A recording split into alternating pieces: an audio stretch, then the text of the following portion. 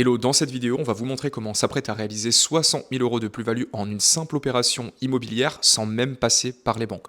On va tout vous montrer pourquoi on a décidé de faire cette opération, comment on l'a financé, comment on a trouvé aussi ce bien. Et en à peu près 6 mois, on va vous montrer de A à Z comment cette opération immobilière a pu se passer pour réaliser ces 60 000 euros de plus-value. Alors attention, c'est pas du contenu pour vous divertir, c'est une vidéo assez longue, sans montage, mais dedans, on va tout vous dévoiler. Alors si vous aspirez, si vous faites ce genre d'opération immobilière ou que vous aimeriez en faire, cette vidéo est pour vous. On se retrouve tout de suite avec Chris. On a une crise du logement en France, c'est avéré. On a les médias qui n'arrêtent pas d'en parler, les politiques qui papotent et qui accusent Airbnb. Et pendant ce temps-là, on a 3 millions de logements vacants en France. Principalement en plus dans les centres-villes, on a une véritable désertification des centres-villes qui arrivent. On parle de plus en plus du modèle américain qui va arriver en France, c'est-à-dire des zones pavillonnaires, des centres-villes avec des habitations, des commerces d'une certaine manière de première nécessité, tout ce qui va être courses, alimentaires, etc. Mais en fait, les commerces traditionnels vont être un petit peu délocalisés dans des zones industrielles, un peu le modèle qu'on peut trouver aux États-Unis. Et ça, en fait, Chris, c'est à la fois des jobs qui vont disparaître. Il va y avoir d'une certaine manière d'autres crises qui vont apparaître, mais ça va être aussi des opportunités immobilières. Qu'est-ce que ça t'évoque, toi, justement, tout ça? Ouais, en fait, ce que ça m'évoque, ce que tu dis, effectivement, c'est un phénomène qu'on voit un peu partout. On parle de crise du logement, mais en fait, on s'attaque pas forcément aux bons acteurs. On voit qu'il y a énormément de biens abandonnés. Et comme tu dis, en fait, en centre-ville, avant, il y avait un modèle commercial qui faisait que ça marchait bien d'avoir sa petite boutique en ville. Et aujourd'hui, pour un tas de raisons qu'on va pas évoquer ici, mais la vente en ligne, les parkings, etc., il y a beaucoup moins de trafic en ville. Et donc, c'est compliqué de gagner sa vie. Donc, effectivement, en plus des biens résidentiels abandonnés, on voit de plus en plus de locaux commerciaux abandonnés. Et ça, c'est vraiment une manne vraiment pour l'investissement immobilier. On peut vraiment trouver des choses très intéressantes là-dessus. Le problème, c'est que dans le même temps, on a de plus en plus de réglementations qui augmentent, des lois en tout genre, et ça peut freiner les investisseurs. Donc d'une certaine manière, on a une opportunité qui se présente avec ce qu'on vient d'évoquer, et d'autre côté, tu as des réglementations, des investisseurs qui ont envie de se barrer de la France, et en fait, pour ceux qui veulent rester, et ça c'est un petit peu un drame aujourd'hui, c'est que les réglementations pètent. Donc on pense au permis de louer, on pense aux lois DPE, etc. Et en fait, ces investisseurs immobiliers ont de moins en moins envie d'investir. Je pense que, pour vous donner un exemple, la taxe foncière a augmenté, alors je sais plus, c'est 34 ou 37% en moyenne en 10 ans. Imaginez, pour un investisseur, ça vient littéralement, ça peut tuer une rentabilité, ou est-ce qu'à l'époque on pouvait avoir l'envie d'investir. Aujourd'hui, on est à ras des pâquerettes, et avec le contexte géopolitique, politique français et international, on a de moins en moins envie d'investir. Donc on a un peu ce blocage. Toi qui investis, ça fait quoi? Ça fait de ton côté en perso, ça fait 10 ans que tu investis, nous ensemble ça fait quelques années. Donc avec l'expérience que tu as, qu'est-ce que ça t'évoque justement, toi, tout ça? Ah, mais t'as raison, en fait, sur les 10 dernières années en particulier, ça a été incroyable en termes de réglementation, énormément de lois, de réglementation. Et en fait, ça décourage. Tu sais, quand t'investis, ça décourage, surtout quand t'es porté longtemps sur le marché. Tu vois, moi je suis investisseur depuis 10 ans et j'ai des biens, les premiers biens que j'ai achetés, j'en détiens encore aujourd'hui. Donc c'est-à-dire que j'ai vu la différence sur la 10 années, on va dire, de détention du bien. Et en fait, l'État, elle décourage et du coup, elle pousse les gens soit à ne plus agir, à ne rien faire, ou alors à faire des choses mais les plus éphémères possibles, tu vois. Et c'est là où, effectivement, l'achat-revente, tu vois, pour parler de ça, c'est un grand succès parce que on n'a pas trop de réglementation, du moins les réglementations, elles sont quasiment pas changées. Donc tu les connais, elles sont connues. En plus, comme tu t'attaques indirectement à la crise du logement parce que tu crées des habitations, tu as plutôt le vent politique dans le dos, c'est très bien. Et en plus, tu restes quelques mois et tu pars. Donc du coup, tu n'es pas exposé à toutes ces réglementations parce que ce qui est fatigant dans les réglementations, c'est quand tu dois les subir au quotidien. Et quand pendant 10 ans, chaque année, tu dois faire tel truc, tel papier, telle norme, tel DPE, telle déclaration, etc. En fait, c'est ça qui est fatigant et qui décourage les Français, je pense, de manière générale. Tu vois. Il y a 10-15 ans, c'était quoi le pic des crédits à 1%? C'était quoi? C'était 2010, 2015? Ouais, non, c'est encore plus. Quand tu regardes les courbes, il me semble que c'est plus du 2016-2017. Vraiment. Je crois que les meilleurs taux historiques, ils ont été enregistrés, si je dis pas de bêtises, juste avant le Covid. Juste avant le Covid. Ouais. Donc en gros, les taux historiques ont été enregistrés avant le Covid, les taux les plus faibles possibles. Donc on était dans une ère où est-ce que justement investir dans l'immobilier, même avec de la location classique, ça pouvait valoir le coup, parce que faites la différence, vous prenez un bien il y a 25 ans ou même avant le Covid, avec les taux de crédit tels qu'on les connaît, et un bien maintenant, sur 20 ou 25 ans d'emprunt, la différence elle est flagrante. On se dit 1%, un emprunt 1% versus 4-5%, en fait c'est plusieurs dizaines de milliers d'euros à la fin, et ça il faut le prendre en compte. On mettra un petit exemple entre deux biens similaires qu'on pouvait trouver. Et en fait moi ce que je ressens aujourd'hui pour parler à beaucoup d'investisseurs, que ce soit dans le cadre de Placide, du réseau de franchise qu'on développe en France, on a tous les deux aussi des activités en parallèle, on parle à beaucoup d'investisseurs, beaucoup de personnes dans le milieu de la location, de l'investissement classique, de l'achat-revente, Et moi, personnellement, ce que je ressens, c'est qu'aujourd'hui, il faut un petit peu, si tu veux faire de la location, il faut se démerder. Il faut être sur de la location courte durée avec des biens typiques, ce genre de choses. Ou alors, il y a aussi l'axe achat-revente. Et c'est justement aujourd'hui ce dont on voulait parler. On pourra faire une autre vidéo sur la courte durée plus tard. Mais sur l'achat-revente, justement, c'est une opportunité dans le sens où, comme tu l'as dit, sur l'achat, en général, on ne nous fait pas encore trop chier. Sur la loc classique, là, pour le coup, il y a des contraintes. Donc, ce côté achat-revente, aller très vite dans l'opération, ça permet de ne pas trop être impliqué dans le marché, ou du moins l'être pendant 1 an maximum. On peut parler de l'opération aussi Saint-François juste avant sur l'achat-revente. Toi, pourquoi tu te positionnes là-dessus aujourd'hui versus de la location classique comme on pouvait trouver avant? Bah, c'est sûr que, bon, tu l'as très bien dit, c'est que le système, on voit, c'est compliqué, la réglementation, les normes, la fiscalité, etc., ça change tous les 4 matins et jamais dans le bon sens, hein, c'est toujours celui au bout de la chaîne qui trinque. Et donc, l'idée générale, c'est de rester un minimum exposé dans le marché. Donc, moins tu es dans le marché longtemps, mieux c'est, parce que moins tu vas subir toutes ces réglementations. Donc la location courte durée, tu l'as dit aujourd'hui, c'est pas mal en termes de location, parce que tu restes pas trop longtemps sur le marché, entre guillemets, mais quand même, tu as beaucoup de réglementations, donc tu dois te mettre en conformité, ça c'est long. L'achat-revente, finalement, il n'y a pas trop de... Ça change pas trop, et tu l'as que quelques mois, donc tu sors très rapidement. Et en plus, finalement, voilà, ça reste rentable, tu vois. Ça reste rentable. Le seul frein, entre guillemets, à l'achat-revente aujourd'hui, c'est attention, effectivement, il faut trouver le plus dur aujourd'hui dans l'achat-revente, c'est de trouver les acheteurs. Parce que les banques serrent la vis, on peut dire ce qu'on veut, mais les banques elles sont frileuses, elles ont peur et c'est très compliqué, c'est de plus en plus compliqué d'avoir son crédit en banque. Donc, soit 2 problèmes à ça. Le premier, c'est que toi, quand tu fais de l'achat-revente, il te faut quelqu'un qui finance parce que personne n'a les poches assez profondes pour aller sortir des millions et pour acheter comme ça indéfiniment des biens et en faire son activité principale. Donc il te faut quand même une source de financement et tu peux de moins en moins compter sur les banques. Donc ça c'est le premier point. Et le deuxième, c'est que quand tu fais ces opérations, tu es tributaire quand même d'un acheteur en bout de chaîne. C'est-à-dire que tu dois avoir pour sortir du marché quelqu'un qui te le rachète. Alors certes, on fait des biens de qualité, certes on revend en dessous du prix du marché, comme ça c'est vraiment gagnant, gagnant, gagnant. Mais n'empêche qu'il faut quand même quelqu'un qui puisse sortir 200 000 euros, 300 000 euros sur certains produits. Et donc, il faut une banque très souvent qui prête. Donc voilà, c'est vraiment le dernier frein là-dessus, et là où tu restes quand même corrélé au système, c'est le système bancaire, il faut que ça prête pour que ça puisse, effectivement, pour que l'immobilier puisse dérouler, quoi. Et c'est pour ça que l'opération dont on va parler dans quelques instants, puisqu'on sort à l'instant justement d'une visite de chantier, on a une opération en cours sur un projet d'achat-revente, vous allez le voir, c'est gagnant-gagnant pour tout le monde. Alors tous les personnes qui pourraient être contre justement la création de valeur, on les emmerde un petit peu. Et on va montrer comment on peut créer un modèle gagnant-gagnant justement aujourd'hui en 2026 en France. En l'occurrence, un plan en 3 étapes qu'on pourrait donner, c'est simple, et on va corréler un exemple à ça pour que vous puissiez avoir des chiffres clairs, un exemple concret. Un plan en 3 étapes. La première étape, c'est de repérer, on parlait de la désertification en centre-ville, donc qui dit désertification dit des biens disponibles sur le marché, potentiellement abandonnés avec des travaux, et du coup une négociation possible à faire et baisser le prix au mètre carré. Donc en l'occurrence, c'est étape 1, aller visiter justement ces centres-villes si vous êtes sur une ville moyenne. Il y a de fortes chances qu'il y ait pas mal de locaux abandonnés, etc. Nous, en l'occurrence, sur cet exemple, on parle d'un séchoir délabré. Un ancien séchoir qui était à l'abandon depuis... Tu connais d'ailleurs, ça faisait combien de temps qu'il était... Alors non, j'ai pas l'historique, mais ça fait des dizaines d'années, effectivement, qu'il était à l'abandon. Bon, des dizaines d'années sur une ville moyenne en France. On vous mettra et on commentera en même temps dans quelques instants des plans qu'on vient d'aller voir justement. Mais étape 1, c'est vraiment de trouver une opportunité comme ça en centre-ville. Et si vous êtes sur une ville moyenne ou qu'il y a une ville moyenne à proximité de chez vous, à moins d'1 heure, vous pouvez trouver ce type d'opportunité. Donc justement, Chris, je te propose de commenter. On affichera à l'écran la vidéo. Il y a un petit peu ce qu'on vient de voir pour que vous puissiez vous projeter et voir ce qu'il est possible de trouver. Donc cette ancienne grange séchoir délabré. Donc je vais mettre ça... Alors ce que je te propose, c'est que tu déroules vraiment le plan des étapes. Tu sais, comme ça, tu donnes les étapes rapidement et comme ça, tu vois, ils voient, Okay. ils ont les étapes. Et après, on détaille chaque étape. Ok, let's go. Donc on mettra les plans juste après dans quelques instants, donc restez bien pour voir ces plans-là. On détaillera un petit peu comment on a pensé cet espace qui est de 159 mètres carrés, on l'a divisé en 2 logements. On montre ça juste après.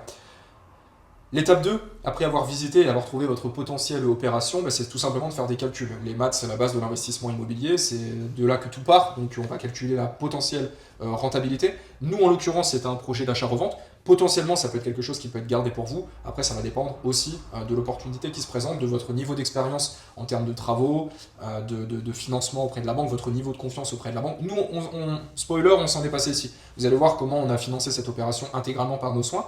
Mais étape 2, visiter, calculer la rentabilité. Ici, sur ce projet, on était à 159 mètres carrés. Les chiffres qu'on avait à la base, donc les reventes n'ont même pas été faites. D'ailleurs, on pourra faire une vidéo finale une fois fini. On est sur un projet ici avec travaux inclus pour les 159 mètres carrés. Donc tu détailleras, Chris, parce que c'est toi qui a mené cette opération avec notre maître d'œuvre. Mais on a 159 mètres carrés, 260K euros à investir et 320K euros prévus à la revente, donc 60 000 euros de plus-value visée et 2 lieux de vie créés là où il n'y avait rien. Donc est-ce que tu peux un petit peu expliquer comment on est passé de cette visite au calcul à la rencontre avec notre maître d'œuvre et à cette projection qu'on a faite, d'où ça vient et comment tu calcules ça? Yes, alors toi, tu as dit en fait, première étape, donc trouver le bien, hein, globalement. Deuxième étape, s'assurer une fois que tu l'as trouvé, effectivement, dans les calculs, s'il est rentable. Et en fonction du projet, si c'est un projet d'achat-revente ou alors de locatif. Il y a une troisième étape ou pas? La troisième étape, je te propose qu'on la donne après, le financement. Juste sur les calculs, la rentabilité, comment tu t'es projeté, le maître d'œuvre, j'ai envie qu'on donne beaucoup de valeur aujourd'hui sur cette vidéo un peu improvisée.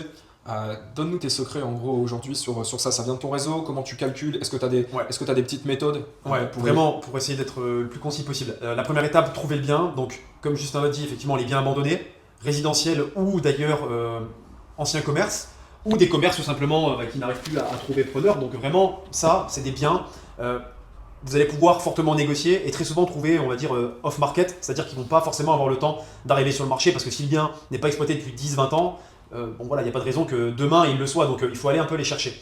Là ici, ce séchoir, il a été trouvé par réseau, en fait c'est un artisan, c'est même un aide à la maîtrise d'œuvre, donc c'est un AMO, c'est une personne qui fait des projets, donc il fait régulièrement dans la ville des projets avec plusieurs artisans. Et puis ce projet-là, en l'occurrence, a capoté. C'était un projet de résidence principale, des personnes avaient trouvé cette annexe, ils l'avaient acheté pour 3 fois rien, et ils voulaient en faire sa résidence principale. Et finalement, les travaux étaient trop onéreux pour ce projet de résidence principale en l'occurrence. Mais comment t'expliques ça?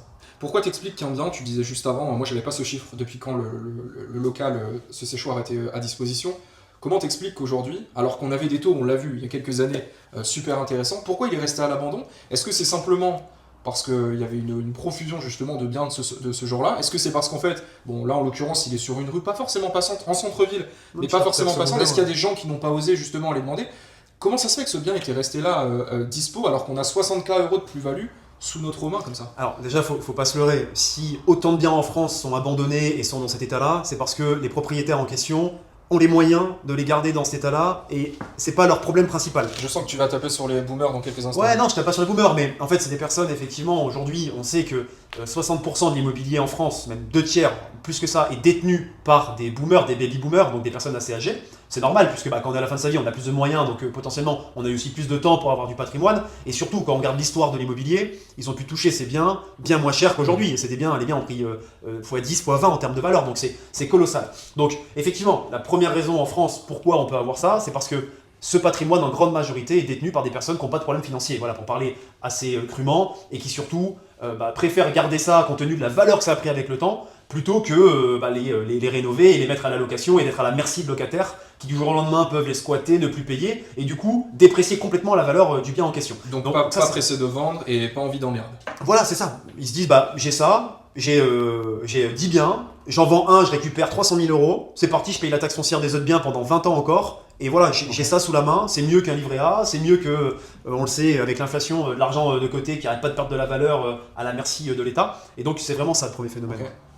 Ça c'est le premier phénomène. Donc du coup, ce bien en l'occurrence, à un moment donné, parfois ça se débloque, parce que malheureusement il y a un décès, ou parce que les héritiers font pression, reprennent un peu les choses en main, donc voilà, il y a des ventes qui se créent. D'ailleurs, ces 10 prochaines années, on le sait très bien, il y a 60% potentiellement du parc qui va être brassé avec l'héritage. Il va y avoir une énorme transmission de richesses, énormément de biens qui vont être mis sur le marché, et notamment des biens, comme on le voit avec le séchoir, des biens où tu as énormément de travaux, où ils sont claqués au sol, les DPE. Enfin, tu arrives, il n'y a rien, il n'y a pas de DPE, tu as tout à faire. Enfin, là, ils vont voir les images du séchoir, vous prenez peur, mais au moins, vous faites des énormes négociations. Il y aura vraiment 2 types de biens. Les biens qui respectent les lois et les normes super conséquentes, eux, ils vont garder de la valeur assez importante. Et il y a ces biens qui auront été abandonnés sur le marché, il va y avoir des trous dans la toiture, des pigeons partout. Ceux-là, vous allez les toucher pour 3 fois rien. Après ça change pas. Ça fait des années que c'est comme ça. Même quand il y avait d'autres méthodes. En fait, l'immobilier, il y a plusieurs véhicules. On l'a vu, vous prenez le véhicule que vous souhaitez pour arriver à vos fins. Mais ça, c'est une règle universelle dans l'immobilier. C'est que plus tu as de travaux, plus tu as du risque, mais aussi plus tu as de renta potentiel à la fin. Et là, en l'occurrence, c'était le cas. Tout à fait. Et donc, pour débunker ces biens en fait, qui sont comme ça off-market, c'est le bouche à oreille. Vous pouvez aller parler, aller dans une association de philatélistes pour voir un peu s'il n'y a pas des biens à vendre. Non, mais je dis ça en rigolant, mais ça va être du bouche à oreille ou ça va être d'autres personnes qui ont potentiellement débunker le truc pour vous. Là, C'est un bon type ça, d'aller dans les clubs aussi. Bah oui, les personnes âgées, club philatéliste, retenez ce conseil. Bah, si je pousse, S'il y en a le un, travers, tu vas aller pas. S'il y en a un, effectivement, vous pouvez aller. Non, mais blague à part, en gros, si on recentre un peu le sujet, on a pu le trouver parce qu'il y a un contexte de marché, parce que les personnes qui détiennent le plus d'immobilier sont en train de vieillir aussi. Il y a plusieurs phénomènes. Et peut-être aussi que ce contexte dont on parlait juste avant, des personnes qui détenaient plusieurs biens avant et qui aujourd'hui voient le contexte économique ont envie de s'en débarrasser, de s'en détacher pour avoir plus de liquidité à mettre ailleurs. C'est ça. Tu vois, je rebondis là-dessus. Il y a deux concepts et deux explications. La première, c'est celle-ci. C'est-à-dire qu'on a des personnes qui détiennent cet immobilier, qui laissent un petit peu pourrir, hein, pour parler vulgairement, et qui va transiter demain à un moment donné. Ça, on le sait. Donc, il va y avoir une augmentation de l'offre. Mais aussi, ce qui permet aussi de maintenir les prix de l'immobilier aujourd'hui, c'est que tu as aussi énormément de personnes, comme tu le disais, qui ont profité des taux à 1%, etc. Et qui, en fait, même s'ils sont dans une situation pas très rentable, ils préfèrent garder 200-300 000 euros en crédit à 1%, avec du 3, 4, 5% d'inflation, voire beaucoup plus sur les années cumulées. Et ils gagnent quand même de l'argent. Voilà. Donc aujourd'hui, il y a un vrai intérêt, en fait, de ceux qui détiennent l'immobilier, quand même de le garder. Et c'est ce qui permet d'ailleurs de maintenir les prix de manière artificielle vers le haut. Que la bulle, on s'entend, n'explose pas. C'est ça. Donc, pour revenir là-dessus, là ici, c'est pas nous qui l'avons, on va dire, déniché off-market, c'est une autre personne. D'ailleurs, c'était très smart de sa part parce qu'elle a réussi à le dénicher. D'ailleurs, c'est une personne aussi assez âgée qui a réussi, à mon avis, avec un camarade qui était un peu plus âgé, à récupérer un ensemble immobilier dans lequel elle voulait faire sa résidence principale. Sauf que finalement, elle a trouvé une meilleure affaire et puis, comme elle-même, elle a plus de 60 ans, je pense qu'elle voulait pas s'embêter de repartir de zéro, ça lui a fait peur aussi. Et que, du coup, pour résidence principale, c'était pas très rentable. Elle a abandonné le projet. Sauf que comme elle a abandonné le projet, l'AMO, lui, il avait travaillé depuis 1 an avec les architectes sur le projet, il était dégoûté, quoi. Et lui, en fait, en creusant, il s'est rendu compte que ça pouvait être rentable, cette affaire, en achat-revente. Donc il a voulu d'abord le faire pour lui, parce que c'est pas un altruiste, hein, il a voulu le faire pour lui, la banque l'a pas suivi. Donc parfois c'est pas mal quand les banques suivent pas finalement. Et une fois que la banque n'avait pas suivi, et que comme il travaille beaucoup avec nous chez Placide, automatiquement ce qui s'est passé c'est que il m'en a parlé, parce qu'il me fait confiance, parce que c'est même devenu un ami, et que on a posé les chiffres sur la table, il avait fait vraiment un livret, je pourrais vous le montrer, mais vraiment aux petits oignons, avec vraiment tous les devis, tout le détail des chiffres, en termes, on va dire, de travaux, ça c'est son domaine. On pourrait flouter ça et le mettre. Ouais, on pourrait, ouais. C'est un beau. Ouais, avec un mettre dans la description pour ceux qui. Ouais. Si ça vous intéresse, mettez-le en commentaire. Et on verra pour vous donner ce dossier qui a beaucoup de valeur et qui pourrait vous servir si jamais vous réalisez une opération de ce genre. Mais en gros, ce qu'on peut dire ici, c'est que l'intérêt individuel rencontre celui du collectif parce que l'opération n'a pas pu se faire seule de son côté. Bon, on est dans un monde où, bien sûr, tu trouves l'opération, tu l'as fait pour toi, c'est normal. Il a travaillé, il le méritait. Il n'a pas pu aller au bout et du coup, il nous a contactés pour ça. Et du coup, effectivement, et d'ailleurs, son intérêt à lui, c'était quand même de pousser le projet parce que lui, il y a 160 000 euros de travaux, hein, on donnera les détails des chiffres après. Mais un courtier en travaux, en gros, il touche autour des 10%, quoi. Ouais. Autour des 10% des travaux parce que, en fait, ce qu'il fait, c'est qu'il négocie pour vous, avec chaque artisan, les prix. Donc vous allez gagner, allez, j'ai une bêtise, 15%. Et lui, il va en prendre 10. Donc l'un dans l'autre, vous êtes gagnant. Mais lui aussi, il est gagnant parce qu'il récupère 10%. Donc là, sur 16 000 euros, il prend 10%. Enfin, sur 160, il prend 16K. Il prend 16K. Sachant qu'en plus, il vous fait payer, c'est normal, sa gestion, son suivi de chantier, 5-6K. Donc voilà, au final, pour lui, c'est quand même un ticket à plus de 20 000 euros. Et surtout, un bel exemple à donner à d'autres futurs investisseurs parce que c'est quand même 2 beaux projets qui vont sortir de terre. On pourra mettre les photos. Ça fait quelque chose en plus à ajouter à son portefeuille. Je te propose qu'on passe à l'étape 3, Chris, parce qu'on a bien vu l'étape 1, visiter, trouver une opportunité, elle nous a été amenée. Étape 2, analyser les chiffres et la rentabilité potentielle avec les ressources qu'on pourra éventuellement vous donner si ça vous intéresse en description. Et étape 3, c'est la vie, pas le paradis, je sais que tu aimes bien cette phrase, il faut trouver un financement. Donc, mettre votre argent cash et mettre ici, quels étaient les chiffres, je crois, sur le... Ouais, voilà, d'ailleurs, il faut qu'on revienne juste là-dessus. On va juste 260K euros à investir, donc on en arrive au financement. Il faut les trouver, ces chiffres-là. Donc la voie classique, c'est l'emprunt bancaire. Sauf que les banques prêtent de moins en moins. Enfin, on s'entend, certains peuvent continuer à avoir des prêts de manière gracieuse. Mais d'une manière générale, les banques sont frileuses en ce moment. Ouais, on peut de moins en moins compter sur eux. On peut de moins en moins compter sur elles. Et du coup, il faut se démerder. Donc si vous voulez continuer à faire de l'immobilier, l'avantage, c'est que quand on a une opportunité qui est sur un plateau, on peut en faire profiter les autres, et surtout ceux qui ont du cash qui dort. J'aime bien cette expression, si demain je te propose une Lamborghini à 10K euros, si tu les as pas sur ton compte, je peux te garantir que tu vas te démerder pour les trouver sous 30 jours. Ouais. Là, en l'occurrence, on a une opportunité. Donc on n'est pas passé par le levier bancaire traditionnel, on a utilisé une autre méthode un peu moins connue, qui certes est réalisable quand on a un minimum de réseau, mais qui peut, si on est déterminé, être parfaitement réalisable si vous êtes sérieux dans votre démarche. Ici, on a utilisé ce qu'on appelle de la dette obligataire. Donc on a été voir des particuliers, des investisseurs de notre réseau, et on leur a présenté l'opportunité. Le but, c'est qu'on arrive à lever ces 260K euros avec un apport qu'on effectue de notre côté, plus un complément avec l'argent de ces investisseurs. En échange, ces investisseurs, nous, on leur garantissait 10% sur 12 à 18 mois. Tu pourrais expliquer un peu plus en détail, Chris, comment ça fonctionne derrière. Et en l'occurrence ici, on a mis 47 jours pour trouver ces 260K euros sans même passer par la case bancaire. Donc au final, ça va même presque plus vite qu'un emprunt. Et c'est notre première. Et c'était notre deuxième. Oui, on l'a fait coulisser. Oui, on l'a fait coulisser. On l'a fait coulisser. On l'a fait. Bon, il y a une. On va pas parler de filouterie dans cette vidéo, mais effectivement, on a fait coulisser cette dette obligataire. Donc c'est notre première / deuxième. Mais du coup, est-ce que tu peux nous en dire plus, Chris? Comment on a fait? Comment réunir des particuliers comme ça? Certains pourront dire, bon, vous êtes chef d'entreprise, vous avez un réseau d'agences, vous connaissez des investisseurs, ça fait 10 ans que... Mais je suis persuadé même un petit jeune motivé ou quelqu'un qui démarre dans l'immobilier, qui est un peu plus âgé, avec un projet peut-être un peu plus modeste, mais qui a des bons chiffres, qui fait le travail sérieusement, peut aller chercher ça. Donc comment ça fonctionne en une phrase? Comment aller chercher cette dette obligataire? Comment tu la mets en place? Et comment on peut aider ceux qui nous regardent à utiliser cette méthode? Alors, toi, tu as pris l'image de la Lambo. Moi, j'aime beaucoup la phrase de Sarkozy qui dit c'est pas l'argent qui fait le projet, c'est le projet qui fait l'argent.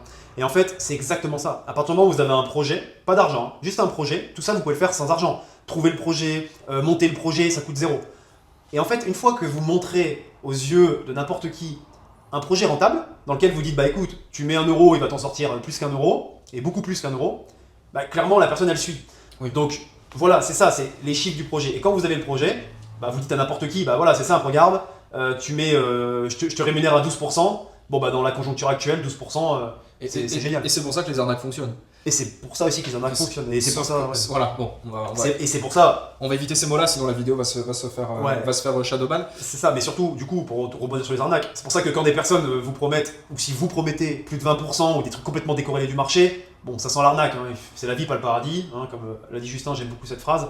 Faut arrêter d'être naïf et de croire des montages qui vous rendent millionnaire en 3 ans. Enfin, vraiment, il faut faire gaffe, quoi. En plaçant 10 000. Attention, on peut devenir millionnaire en 3 ans. Mais devenir millionnaire en 3 ans en mettant 10 000 euros avec un montage de ouf, bon, ça, il faut arrêter, quoi. C'est de la naïveté, vous faites tous arnaquer à la fin, ça, c'est clair.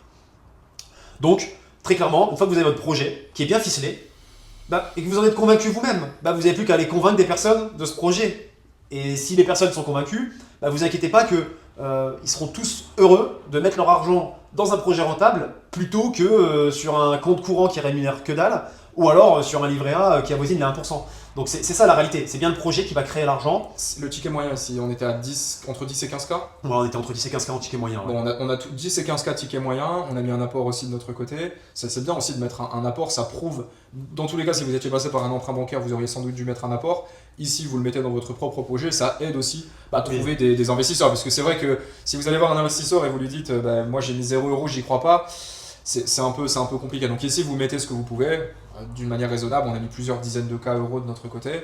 Et après, vous allez avec votre deck de présentation. En plus, aujourd'hui, avec l'IA, tu peux faire des trucs de fou furieux, des trucs très pro en fait, en très peu de temps avec du Claude. Avant, il fallait 3 semaines, des cabinets et tout. Maintenant, tu peux balancer tes données brutes. Tu balances tes données brutes. Attention, des données sérieuses, mais tes données brutes. Et tu peux avoir un dossier qui fait très pro et qu'aujourd'hui, 90%, 95% de la population ne verrait même pas. Que ça a été fait avec de l'IA. Donc on est aussi dans un temps où on peut leverage cette partie, ces trucs un peu administratifs qui nous prenaient des heures auparavant pour faire des dossiers, etc. Là, tu peux le leverage. Comme j'aime le dire, je rebondis là-dessus. Sur l'IA, vous avez aucune personne n'est plus intelligente que l'IA, puisque une IA, c'est une super intelligence. Alors certes, il y a quand même des experts qu'il faut garder, etc. Mais même pour trouver les biens, pour analyser les biens, pour les montages, etc. Mais putain, l'IA, elle vous débloque des angles morts incroyables. Moi, je vois quand j'étudie des dossiers, l'IA, elle fait quand même un truc très très complet, même parfois trop complet. Bon, il y a à boire et à manger, hein. Des fois, il faut lâcher des trucs. Mais n'empêche qu'il y a des angles morts qui sortent grâce à l'IA, et on se dit, ouais, j'avais pas pensé à ça. Et en fait, effectivement, ça va quand même très vite, ça prend quelques heures. Puis après, bon, vous le savez, vous parlez avec l'IA pour améliorer le truc, etc. Mais avant, c'était inaccessible. Et maintenant, quand même, c'est incroyable comment ça aide. Même en free, tu prends Claude gratos, Ouais, même en free. C'est un truc de fou. Ok, donc, je viens de faire une petite pause boisson. Est-ce qu'on peut revenir maintenant sur les chiffres très clair, parce que c'est vrai qu'on a parlé du format, la dette obligataire avec les investisseurs. Les chiffres, comment ça se passe? Dis-moi comment ça se passe quand tu es investisseur et que tu veux mettre aujourd'hui de l'argent ici là-dedans. Comment ça se passe? Est-ce que tu envoies ton argent? Comment on suit aussi les clients avec le groupe WhatsApp? On peut donner des tips comme ça? Carrément. Dis-nous tout. Non mais c'est génial parce qu'en fait je vais faire d'une pierre deux coups. Je vais vous parler des chiffres et en même temps je vais vous convaincre d'investir dans mon affaire. Donc là on a un ancien séchoir qu'on a payé 70 000 euros. tu vas faire ça, tu vas les convaincre en 1 minute, et moi je vais te mettre un chrono pour que En une tu minute, fasses ça va ce être que tu chaud. dis. Ok, vas-y, une minute. Je mets Allez. une minute, regardez. Tac, attends. Alors, attends, ça va être dur. En 1 minute, je vais vous raconter, enfin, je vais vous Non, détailler tu dois les et vous convaincre. convaincre. Non, tu fais un pitch, et après tu détailleras plus tard, mais tu as 1 minute pour le faire. Donc c'est parti, 3, 2, 1, go. Ok, c'est parti. Donc là, on a un projet, on l'a acheté 70 000 euros, il y a 160 000 euros de travaux, et derrière, on compte 30 000 euros environ de frais administratifs, architectes et compagnie. Donc on a 260 000 euros qui sont investis.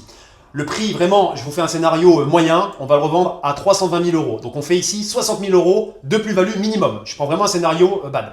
Sur ces 60 000 euros, du coup, on vous propose un investissement sur 18 mois à 12%. Donc, vous allez investir et vous allez gagner 12%, sachant que nous, on a 60 000 euros derrière de marge. Donc, ça nous permet largement de vous couvrir. Soyez rassurés, s'il y a le moindre problème sur l'investissement, il y a une garantie hypothécaire qui est prise sur le bien. Donc, voilà la sécurité, vous, pour votre investissement. Et derrière, vous êtes dans quelque chose de tangible. Donc, vous prenez quasiment aucun risque, ou du moins un risque qui est lié à l'immobilier, donc qui est très modéré. Bon, t'avais encore 15 secondes, et je pense que tu aurais pu jouer sur le côté versus le laisser à la banque, puisque c'est ce que font la majorité des personnes qui n'ont pas de connaissances financières.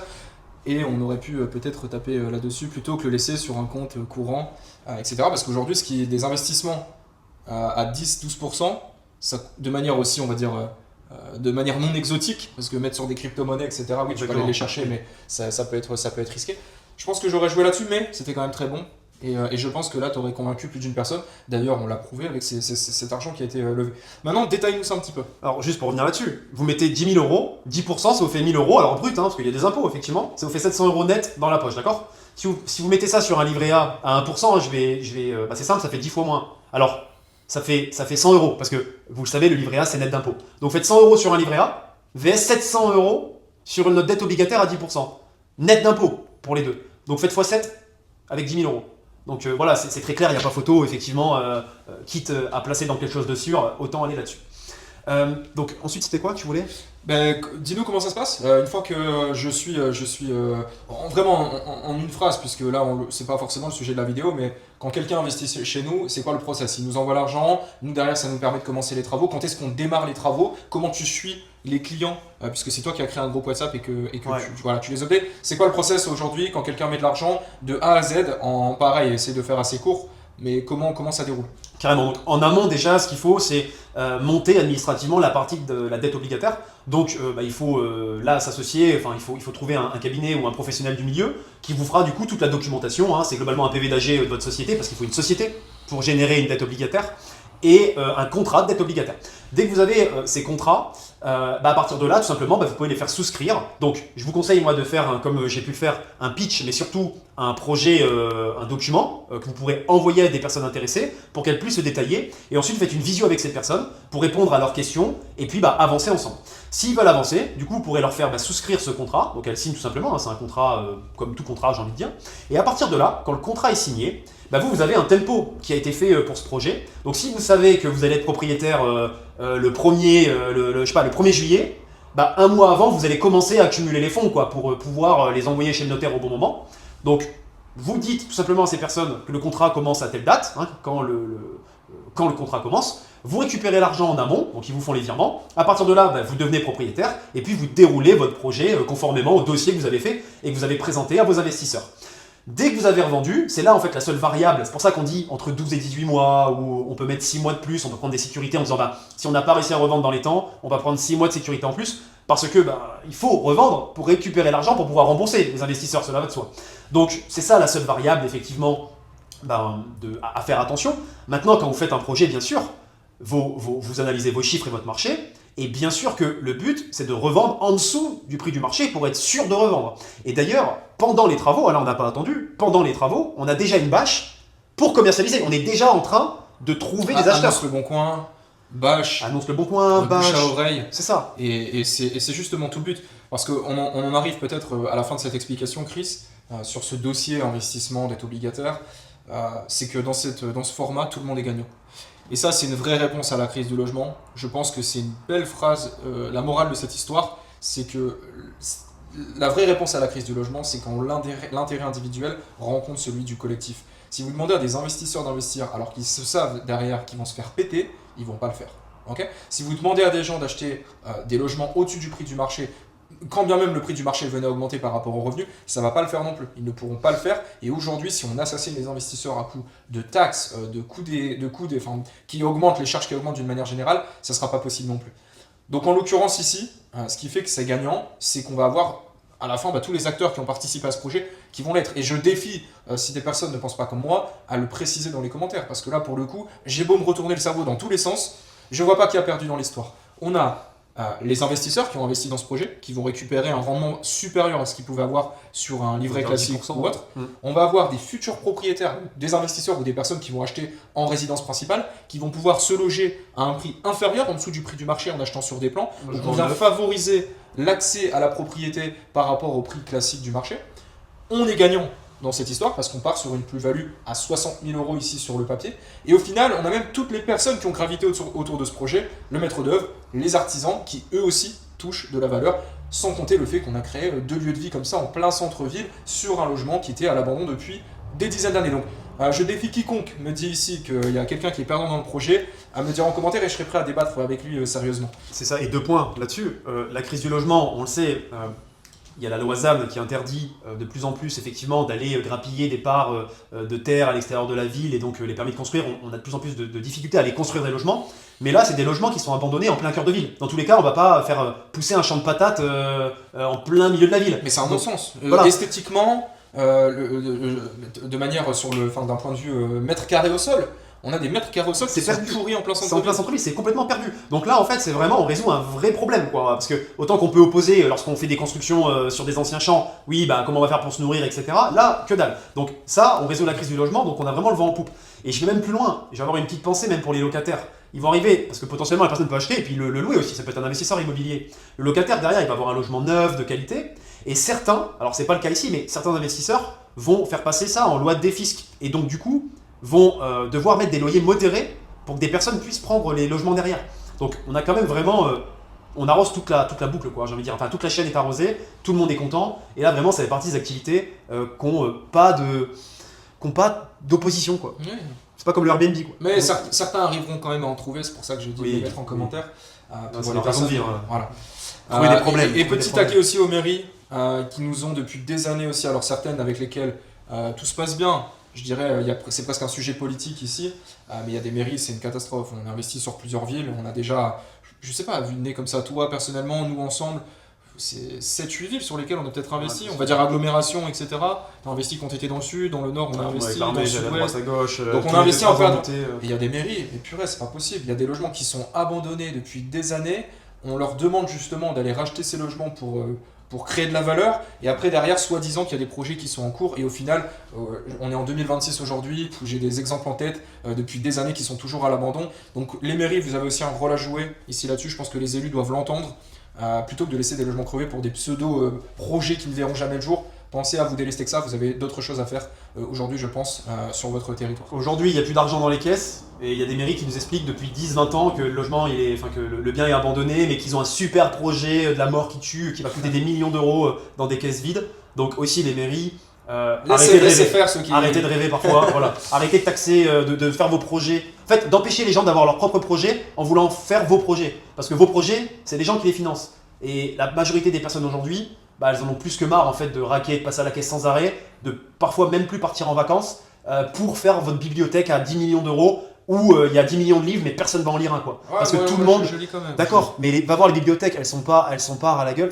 il n'y a pas énormément de personnes qui sont dedans, et aujourd'hui on est beaucoup en dématérialisé. Moi aussi j'aime beaucoup le bouquin et tout, mais on n'est pas majoritaire, faut arrêter de se mentir. Les gens lire, la lecture c'est très important et tout ce qu'on veut, mais une grande minorité des Français le font, donc c'est tout. Il faut faire face à la réalité, il faut arrêter d'être dans un déni de réalité avec des projets déconnectés. Voilà, c'était un peu mon petit coup de gueule là-dessus, parce que derrière ça empêche d'autres personnes d'avoir des vrais projets, que ce soit parce que vous les surtaxez, ou que ce soit parce qu'il y a des gens qui ont des vrais projets qui, comme on l'a dit ici, rincent toute la chaîne et tout le monde est content au bout du bout. Donc potentiellement, vous empêchez des personnes de travailler, potentiellement, vous empêchez l'économie de prospérer, tout simplement.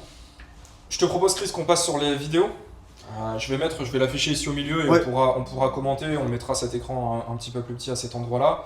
Donc tiens, hop, je sais que tu avais... Hop, let's go. Donc là, on est simplement sur la pièce du haut. Ouais. Donc je te laisse, Chris, vu que c'est toi l'acteur de cette vidéo, me dire un petit peu ce qu'il y a ici. Ouais, tout à fait. Donc là, on voit la grosse trémie d'escalier parce que l'escalier n'est pas encore mis. C'est plus pratique d'ailleurs pour monter toutes ces plaques de placo que vous voyez là à l'image. Donc là, on est vraiment dans le séjour. On est à l'étage. On est dans le séjour principal avec 2 grosses ouvertures lumineuses qu'on voit de part et d'autre. Alors il y aura des garde-corps parce que là, c'est un peu suicidaire. Si vous avez un enfant, compliqué de le garder. Là, c'est super dangereux. Donc il va y avoir effectivement des petits garde-corps en bas que vous allez voir. On voit que c'est des belles ouvertures, donc ça permet vraiment ici d'avoir une belle luminosité. On voit en contrebas la petite cour qui bénéficiera au rez-de-chaussée et pas du tout à l'étage. Et ce qui est dingue, Chris, c'est qu'il ne faut pas oublier que c'est important de se projeter. Et on mettra aussi en parallèle peut-être les premières vidéos qu'on avait prises de ce projet. Et vous allez voir, en termes de luminosité, on n'en est pas là. Ah oui, non, c'est sûr. Ça n'a absolument rien à voir et c'est pour ça que c'est important de se projeter. Et aussi peut-être d'aller visiter avec quelqu'un qui a de l'expérience si c'est votre premier projet. N'hésitez pas à demander de l'aide si c'est votre premier projet parce que c'est vrai que quand on arrive quelque part, surtout dans des logements comme ça, délabrés, insalubres, abandonnés, on peut avoir du mal à imaginer comment ça pourrait effectivement rendre à la fin. Ouais, faites-vous accompagner, déléguer sur ces parties-là parce que c'est dur à se projeter. Là, on voit la cuisine, elle sera tout du long du mur là, ce sera une cuisine ouverte sur le salon. Là, on arrive du coup sur la partie pièce de nuit, donc on a 2 chambres assez classiques, mais une chambre qui communique directement du coup avec ici, alors ce sera pas directement, ce sera la salle de bain. Donc là, on a une salle de bain avec la douche, la baignoire sur le côté, etc. Donc ça sera ici fermé. La grande chambre, justement ici parentale, donc elle doit faire 12-13 mètres carrés. Voilà. Ça sera communiquant avec la salle de bain. Alors, je ne sais plus si on fait une communication ici au niveau de la salle de bain, il faudrait que je revoie avec la MO. On mettra aussi les plans 3D. Parce que si on le fait, malheureusement, ce qui est embêtant, c'est que c'est pas, du coup, les autres ne pourraient pas y avoir accès. Or, il y a 2 chambres. Oui, voilà. Là-bas, c'est le toilette séparé qu'on a vu au fond. Et puis ici, la deuxième chambre, un peu plus petite, elle fait 9 mètres carrés. Voilà, on va dire, elle répond un chambre petit peu. Enfant, quoi. Voilà, chambre pour un enfant, effectivement. Là, ou chambre d'amis, ou bureau, quoi. Bon là, les fenêtres, elles ont été agrandies les fenêtres parce que les ouvertures c'était vraiment des meurtrières avant et on a eu l'autorisation au permis de construire. Parce que ça, il faut le demander au permis de construire. Quand on fait une modification en façade, typiquement un agrandissement des ouvertures lumineuses, il faut le demander au PC, en permis de construire. Et donc ça a été accordé et donc on a pu agrandir et du coup mettre quand même des deux volets comme ça pour faire entrer un maximum de lumière, même si ça reste des fenêtres de taille moyenne.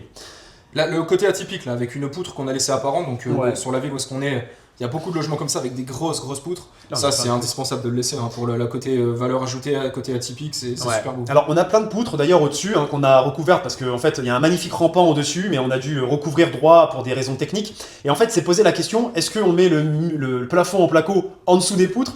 Parce que d'un point de vue technique, c'est beaucoup plus facile de tirer droit que de devoir faire des découpes et de repasser le placo et les isolants au-dessus. Donc effectivement, ils se sont posé la question. Mais voilà, on a tranché et on garde ces poutres apparentes. Ça a quand même du charme. À la fin, il vaut mieux un peu se casser les pieds. Mais les artisans vont tout faire pour ne pas se casser les pieds. Donc il y a un peu un conflit d'intérêt finalement entre l'artisan qui va aller vite et pas s'embêter. Parce que de toute façon, lui, après, il est payé et il n'entend plus parler.